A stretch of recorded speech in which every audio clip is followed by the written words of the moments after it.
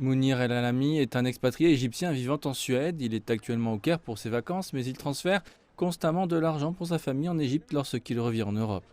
I send money from Sweden to my family.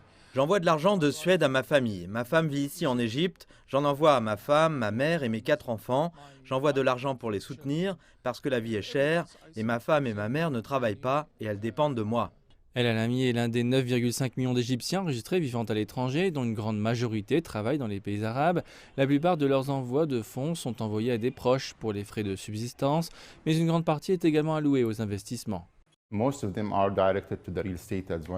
La plupart d'entre eux sont dirigés vers l'immobilier qui absorbe cet argent. Les Égyptiens vivant à l'étranger essaient de placer leur argent dans quelque chose qu'ils peuvent avoir toute leur vie.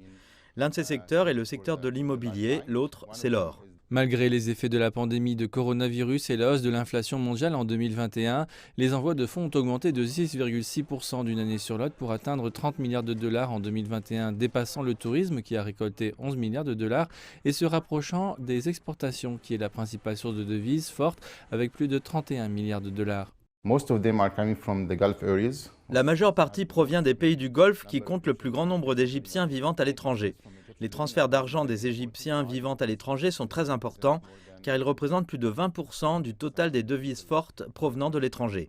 Les chiffres de l'année dernière ont prouvé une fois de plus que les envois de fonds étaient une forme fiable de monnaie forte sur laquelle le gouvernement peut compter au moment même où il y a des tensions géopolitiques et de la volatilité sur les marchés.